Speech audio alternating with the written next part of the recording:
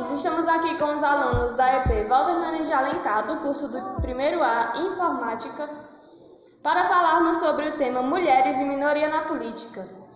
Os nossos participantes são Juan Henrique, Paulo Henrique, Rita Nauara, Fernanda Salvino e Ana Beatriz, Antônia Yara e Liz Maria. Ao final da nossa conversa, teremos também uma entrevista com uma das nossas professoras, Alexandra, que já participou da política. Diga-nos, Paulo Henrique, a participação dos LGBTQIA+. Bem, como é perceptível, a participação desse grupo acaba sendo bem inferiorizado na própria política, com uma quantidade quase que mínima e imperceptível, até mesmo as pessoas que costumam ser ácidas na questão da política em si. Porém, é meio até que perceptível que as estatísticas ou caem ou os aumentos são insignificantes perante de homens, principalmente héteros, brancos, ou de pessoas que possuem essa luta mais para a direita ou esquerda, sendo extremistas em seus ideais. E aí, Fernanda, tem alguma estatística falando disso? Sim, em relação às estatísticas dele na política, nos dados de 2017, havia apenas um representante assumidamente gay no Congresso Nacional. A comunidade LGBT ela representa apenas 10% da população nacional, mas apenas o Jean Willis foi eleito deputado federal, mesmo sendo gay. E os problemas da representação da comunidade LGBT, elas não se reduzem ao poder legislativo. De acordo com um levantamento realizado pela Associação Brasileira de Lésbicas, Gays, Bissexuais, Travestis e Transsexuais, ABGLT, 377 pessoas LGBTs concorreram aos cargos nas eleições municipais do último ano.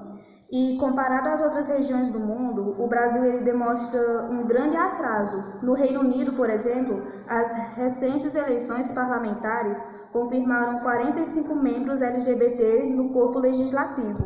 Já nos Estados Unidos, 7 membros do atual Congresso identificam-se como bissexuais ou gays. Um adendo também é bom até se comentar, como eu já tinha explicado e até destacado no começo, esse provável atraso do Brasil se dá muito pela própria mentalidade que antigos presidentes ou antigos governos acabaram impregnando na socialização, na sociedade em si, com diversos ideais meio que repudiam esses tipos de participações diretas na política em si, porque como muitos já estão acostumados com partidos que acabam meio que tomando o poder para si mesmo, como é o caso do PT ou do PSDB, que literalmente mesmo que tenha 25 partidos, só falam de dois, que é a direita e a esquerda, e acaba nisso. E é por isso que até acaba afetando a própria minoria, porque como só falam do PT ou do PSOL ou do PSDB, simplesmente desses principais, muitas outras minorias que querem realmente transformar o Brasil num país melhor acabam sendo esquecidas por justamente esse medo de eleger alguém desconhecido à política. Exato, é importante o pessoal também votantes, os que elegem esses presidentes, deputados, senadores, abrirem um pouquinho a cabecinha. Pois é importante analisarmos bem a quem vamos eleger, a quem vamos votar, para colocarmos pessoas que tenham uma mente aberta, uma mentalidade mais aberta e que defendam os nossos interesses. Diga-nos aí, Rita, um pouquinho das leis. Bom, a Lei de Participação Feminina na Política, conhecida também como a Lei 165 de 2015, ela é uma lei que determina e garante a promoção e a difusão da participação feminina na política. Antes desta lei, já existia a Lei 12.034 de 2009, que alterou a Lei das Eleições, determinando a reserva de vagas de candidaturas por gênero, no mínimo 30% para mulheres e no máximo 70% para homens. Então, vemos que é importante essa lei, foi criada para ajudar um pouco na garantia da mulher na política, um espaço para ela na política. É uma abertura da mulher na política, porque assim, os partidos eles vão ter que literalmente serem, digamos assim, obrigados a darem a oportunidade da participação da mulher. Porque desde o início da política no mundo, as mulheres são excluídas, não só da política, mas grande parte das atividades da sociedade. Sim, elas saem como minoria e estamos aí para acabarmos com isso. É até bom comentar também que essa lei acaba sendo muito mal utilizada por esses partidos, que mesmo que fosse uma lei para garantir a participação da mulher, normalmente esses partidos só pegam ali e jogam ali para dizer que tem, para conseguirem fazer, se elegerem meio que no partido em si, terem poder e apoio. Exato, é importante que a mulher tenha o reconhecimento e o interesse, porque só nós vamos poder defender os nossos interesses e assim mudar as coisas. Diga-nos, Juan, as estatísticas da participação da mulher. Nas eleições de 2022, mais de 52% dos eleitores aptos a votar são mulheres, com o intuito de contribuir para a ampliação da participação feminina para além do eleitorado. O Ministério da Mulher, da Família e dos Direitos Humanos. Apenas com o Código Eleitoral de 1932, que há 90 anos, o voto feminino foi autorizado em todo o Brasil. As mulheres ocupam apenas 15% das cadeiras na Câmara dos Deputados. No Senado, são 13% nas Assembleias Estaduais. A mesma situação, apenas 161 mulheres foram eleitas, o que também representa uma média de 15% do total de postos. Uma vergonha, temos de garantir a paridade. Igualdade de gêneros no Congresso Nacional e nas Assembleias. A lei que exigiu um mínimo de 30% das mulheres candidatas nas chapas foi importante, mas não o suficiente. Eu tenho aqui um gráfico das candidaturas femininas nas eleições de 2014, 2016, 2018 e 2020. Em 2014, as mulheres foram 8.123 e os homens foram 18.038, equivalente a 68,95% homens, 31,005% de mulheres. Em 2016, foram 158.449, que é equivalente a 31,89%, que são mulheres, 338.437, que são equivalentes a 68,11%, que foram os homens. Em 2018, 9.204, equivalente a 31,65% foram mulheres e 19.880, equivalente a 68,35% foram os homens. E em 2020 foram 187.024, equivalente a 33,54% das mulheres, e 70.379, que equivale a 66,41% dos homens. Então, é importante que esses dados cresçam e agora Ana Beatriz vai falar um pouco por quê. Bom, muitas conquistas foram obtidas pelas mulheres ao longo dos anos. Dentre elas, o direito ao voto e a participação na sociedade. Com a liderança feminina na política, as mulheres se tornaram mais engajadas na discussão cívica. As minorias sentem mais medo de denunciarem os crimes cometidos contra elas.